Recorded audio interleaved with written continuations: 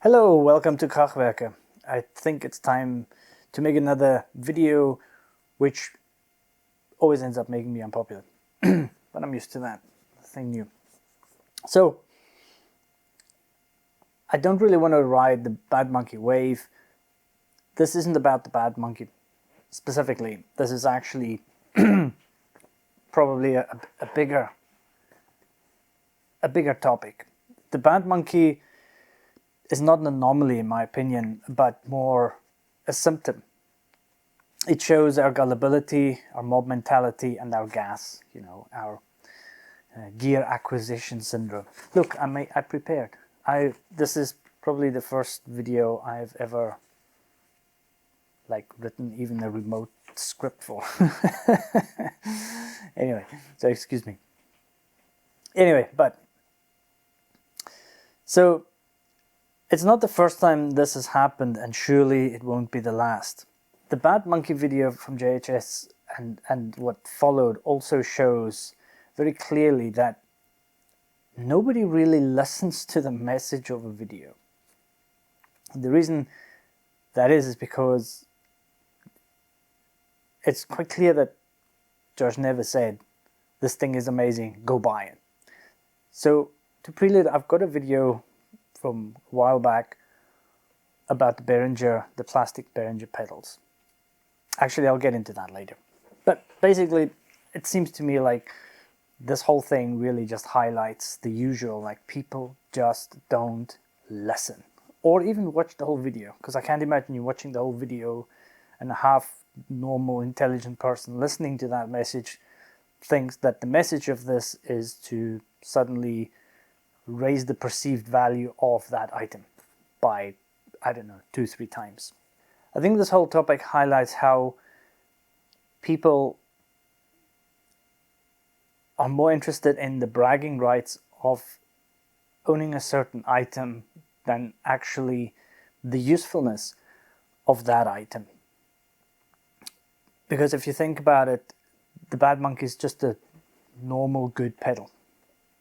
Not out of the ordinary good, just a good pedal. Sounds great. Been around for ages. Many other pedals do the same thing. So there's no tangible reason why this pedal is better than any other or worse than any other, or can be perceived to be of this high value. So again, this is not about that pedal. There's many things that can be related to this. And we're the guitar and pedal and amp and music and gear community, so that's what we're talking about. But this exists in all forms. The post JHS Bad Monkey video shows a perceived value hike in something, not a real value hike. Like I said, I mean, this pedal has been around for a very long time, and there are many other pedals that sound extremely similar. So that pedal per se, its own thing, its sound, its internals, the build, everything has not actually become more valuable. It is the perceived value of it. So I don't want anybody to misunderstand me. This is your money and your decision. You can do with that what you like. I'm trying to talk about the bigger picture. Part of it has to do with gas, part of it has to do with how we are over-consuming. Part of it has to do with how, instead of practicing more and understanding our gear really well and what we can do with it, that we think that we will get what we want, or we'll get to what we think we want by purchasing more stuff because somebody said so, or because this person said so, because this chance is, or because the branding is really cool, or because there's some sort of mythical ethos created around something by clever marketing. So I made a line here in my script, and I'm not really good at remembering scripts, so I'm going to read it straight. If you want to play a specific generic overdrive, if you want to buy a specific generic overdrive secondhand for stupid money or even normal money, because the mob suddenly thinks it is valuable, please fill your boots. And that's what I mean. It's suddenly perceived to be valuable. It isn't valuable. It's suddenly perceived to be valuable. But please take just a moment to think about why you purchased it. Please take a moment to think of why you suddenly purchased it. I think that's really important. So, so, so if you own a Bad Monkey and are now pawning it for $200, good on you. You're a dick, and you're part of the problem, but at least you're a clever dick. If you buy it for $200, you're just a dick, a stupid dick, but you're also a dick. You can buy many similar pedals with the same quality, basically the same sound, that will do exactly the same for you, for anywhere from literally £20 all the way to, let's say, £100, which is reasonable for pedals, I think. For those who have jumped on the bandwagon to kind of maybe buy it to see, as an investment, to maybe it'll increase in price as time goes on, I just can't see it. There's probably more reason than not to say, well, this is an absolute blip. Most of those listings will not go through anywhere. They will not get the money that they're asking for. And within a year, prices will most likely be down to normal.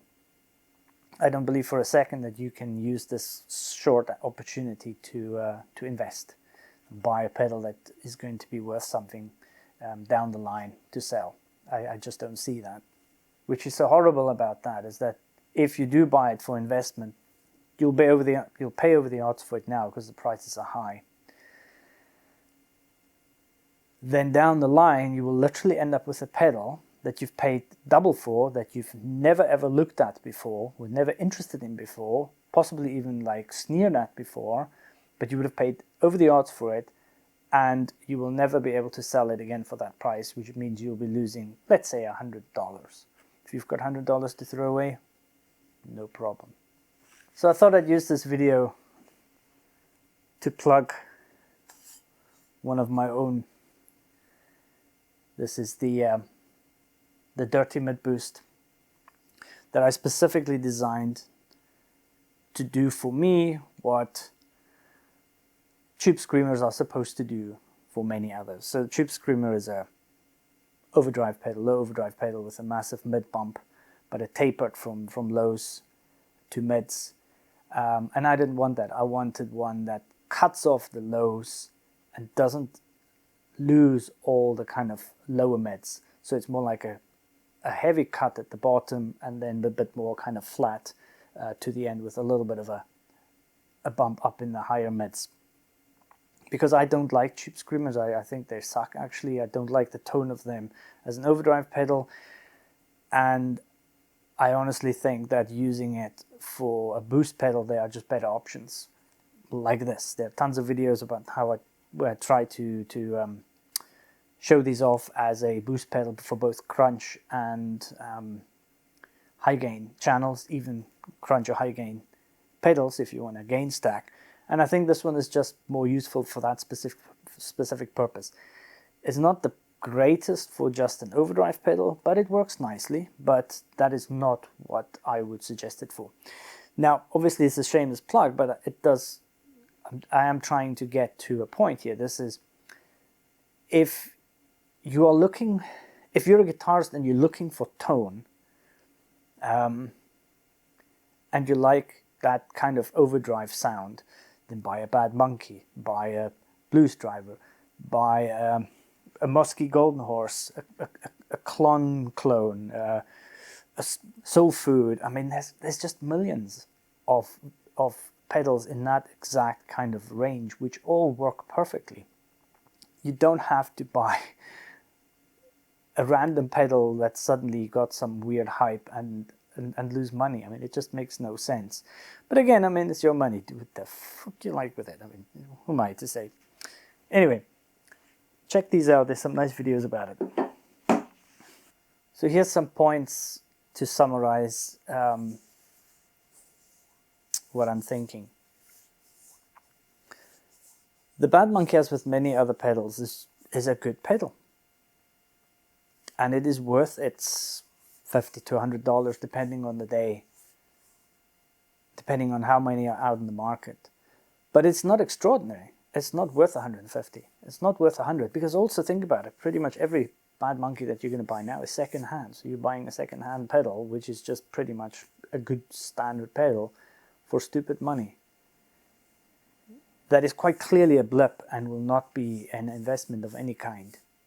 More importantly, that purchase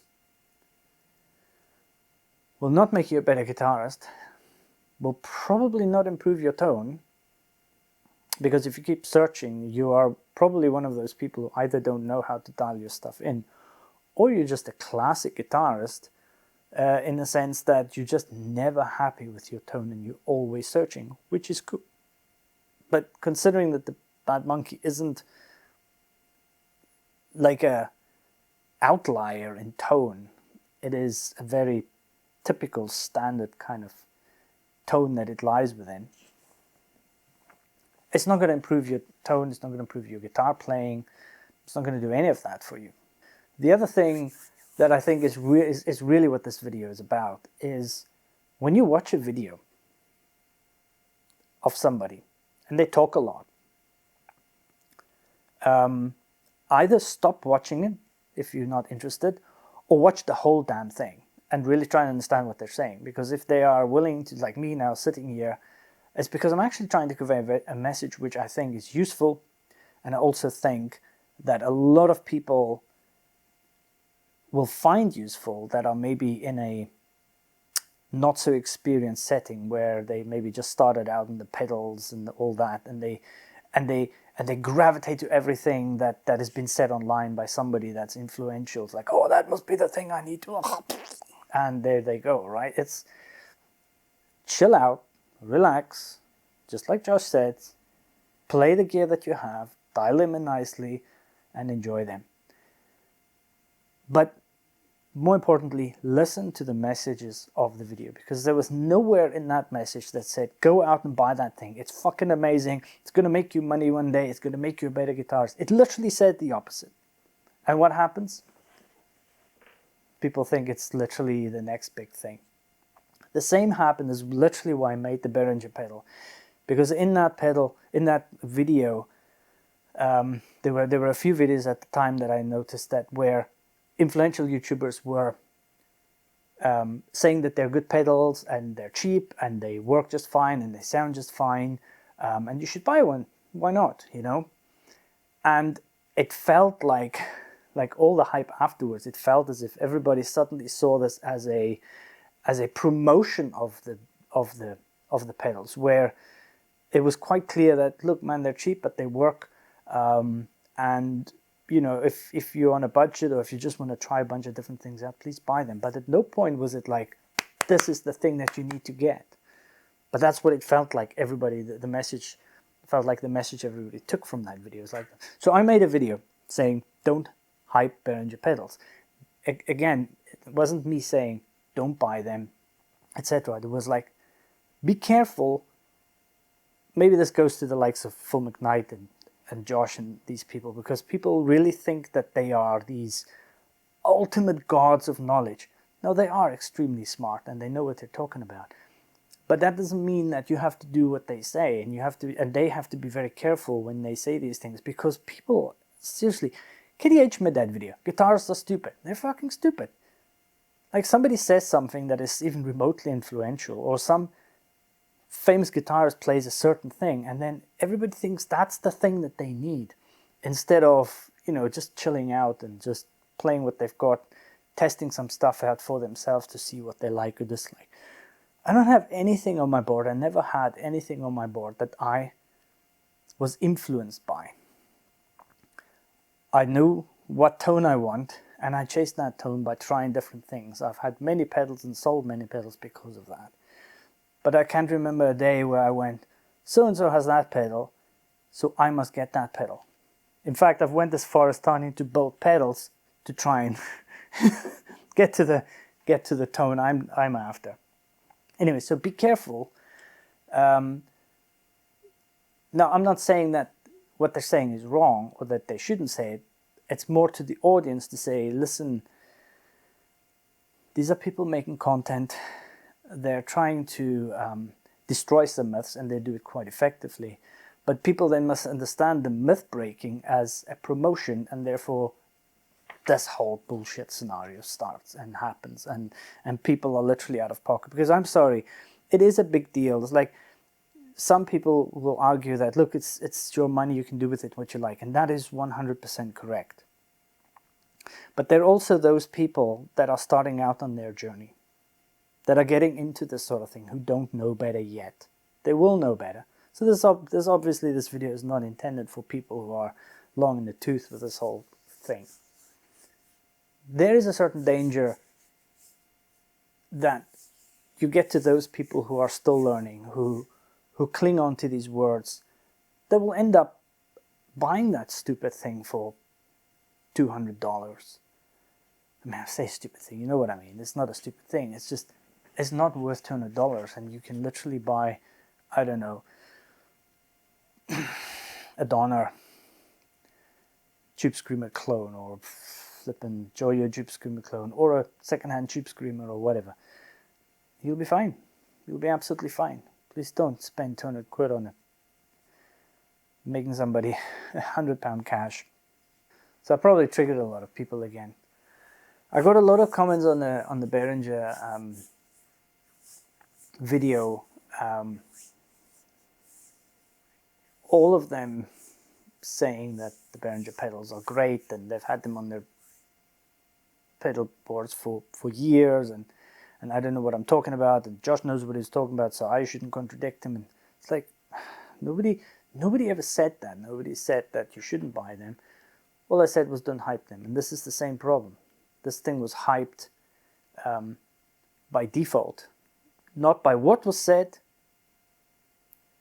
but because of who said what they said, which is a problem. So I would suggest, just like, maybe reiterate what Josh said, which I hope everybody has seen all the kind of follow-up videos, which I think was a good thing. It was like, man, the whole video was intended to not fall for bullshit, and that something like the Bad Monkey is a great pedal, but it is not exquisite, and it is not, you know, made of diamonds. So if you want to bitch and complain, do it down below. It helps my videos, it helps the algorithm. So thank you very much.